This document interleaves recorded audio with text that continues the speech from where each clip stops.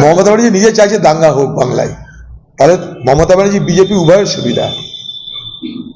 যেমন এনআরসির সময় হিন্দু মুসলমানের বিভাজন করেছিল, 2019-এ হিন্দু মুসলমান বিভাজন, একটা দাঙ্গা হলে আবার বিভাজনের রাজনীতি শুরু হয়ে যাবে। দাঙ্গা হওয়ার কথা মুখ্যমন্ত্রী বলবে কেন? মুখ্যমন্ত্রী বলে দাঙ্গা যে করবে তার শাস্তি দেওয়ার ব্যবস্থা আমি করেছি, তাই কেউ সাহস করবে না, এটাই তো বলা উচিত। যেন দাঙ্গাকারীদেরকে অনুরোধ করছে বাংলার মুখ্যমন্ত্রী, দাঙ্গা করবেন না, হাসি মুখে থাকুন, মারামারি করবেন না। মুখ্যমন্ত্রী কথা বলবে কেন? প্রশাসনকে বলে দেওয়া উচিত, নিজের পক্ষ থেকে বলে দেওয়া উচিত, দাঙ্গাকারীর কোনো জাত ধর্ম দেখার দরকার নাই, দাঙ্গাকারীকে যেখানে দাঙ্গা করার প্রচেষ্টা করবে সেখানে সবকিছুকে নস্যাৎ করে দেওয়ার জন্য প্রশাসন সক্রিয় থাকবে, এটা বললেই হয়। এইগুলো দাঙ্গা দাঙ্গা দাঙ্গা দাঙ্গা হাওয়াটা তুলছে মুখ্যমন্ত্রী মমতা ব্যানার্জি পরিকল্পনা করে এই হাওয়া তোলা হচ্ছে বাংলায়। কোথাও বাংলায় দাঙ্গার পরিস্থিতি নেই।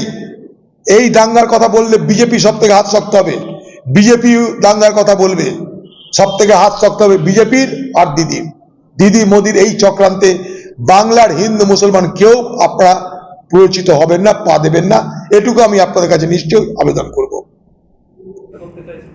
করবেই তো, বিজেপি আর তৃণমূলে আর কি আছে? সাম্প্রদায়িক বিভাজন করা ছাড়া বিজেপি আর দিদির আর তো কিছু করার নাই। মোদি এবং দিদির সব থেকে বেশি শ্যুট করে এটা, সব থেকে বেশি সুবিধাজনক হচ্ছে এটা যে বিভাজনের রাজনীতি করো। গত 2021-এ দেখেছেন আপনারা, সিএ এনআরসি নিয়ে অকারণে মানুষের মধ্যে ভয় ভীতির আতঙ্ক তৈরি করা হলো। 2019-এ দেখেছেন আপনারা, সেই বিজেপি সেই সিপিএম। আজও আবার ভোটের সময় যখন তাদের হাতে কোনো অস্ত্র নেই, বাংলার মানুষ যখন গোটা তৃণমূল পার্টিকে চোরদের পার্টি বলে আখ্যায়িত করছে, সেই সময় আবার দাঙ্গার বাতাবরণ তৈরি করো, মানুষের মধ্যে ভয় ভীতির বাতাবরণ তৈরি করে আবার বিভাজন রাজনীতি করে। এই তো খেলা। বাংলার মানুষ এই খেলায় পা দেবেন না, এই চক্রান্তে পড়বেন না। দিদি মোদি বাংলাকে এইভাবেই বিভাজিত করতে চাই। আমরা সবাই শান্তিতে থাকতে চাই। এ বাংলা রবীন্দ্রনাথের বাংলা, এ বাংলা কাজী নজরুলের বাংলা, এটা যেন মাথায় রেখে, এ বাংলা স্বামী বিবেকানন্দের বাংলা, এ বাংলা রামকৃষ্ণের বাংলা, এ কথা মাথায় রেখে আমরা একে অপরের সঙ্গে যেমন ঈদ পালন করব, তেমন গাজন পালন করব। আমরা সবাই সকলের উৎসবে অংশগ্রহণ করে এই বাংলা যে সংস্কৃতি, সাম্প্রদায়িক সংস্কৃতির ধারাকে আমরা বজায় রাখব। বলতে পারে, আমরা তো বলে দিয়েছি নরেন্দ্র মোদী সরকার এবং তাদের দুর্নীতির অভিযান, এটা একটা ওয়াশিং মেশিন। দুর্নীতি করো, বিজেপি পার্টি করতে হবে, সবকিছু মাফ হয়ে যাবে। প্রতিদিন এক কথা কি জবাব দেব? ওখানকার এসপি পর্যন্ত বলছে যে আমাদেরকে বলে গেছে থানায়, ওখানকার এসপি বলছে পুলিশকে বলে এনআইএ গেছে। এখন এনআইএ কি করতে গেছে, কার পারমিশন নিয়ে গেছে, এনআইএ ভুল করেছে কি সঠিক কাজ করেছে সেটা অন্য বিষয়, কিন্তু এনআইএ আর ভূপতিনগর নিয়ে বাজার গরম, রাজনীতি গরম, বাকি যে সমস্যা আমাদের তা নিয়ে মানুষের মাথা ব্যথা নেই। এই প্রবল গরম, জলের কষ্ট, মানুষের রুটি রুজি নেই, মাথা ব্যথা নেই।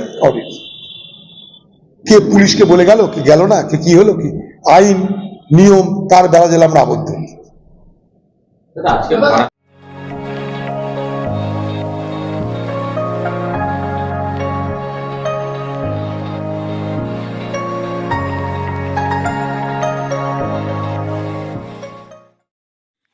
আল তামার রেস্টুরেন্ট এবার নিবড়াই সম্পূর্ণ শীততাপ নিয়ন্ত্রিত অত্যাধুনিক সুসজ্জিত রেস্টুরেন্ট। এখানে থাকছে আরাবিয়ান মান্ডিতে বসে লাঞ্চ এবং ডিনারের সুযোগ। বিভিন্ন ধরনের খাবারের পসরা নিয়ে হাজির আল তামার রেস্টুরেন্ট। যে কোনো অনুষ্ঠানের জন্য বুক করতে পারেন, থাকছে কনফারেন্সের সুবিধা। আমাদের ঠিকানা নিবড়া হারুন মার্কেট, ডোমজুর। যোগাযোগ করুন 9123608838। আরাবিয়ান মান্ডির স্বাদ গ্রহণ করতে হলে আপনাকে আসতেই হবে আমাদের রেস্টুরেন্টে। তাহলে আর দেরি কেন? আজই আসুন আল তামার রেস্টুরেন্টে।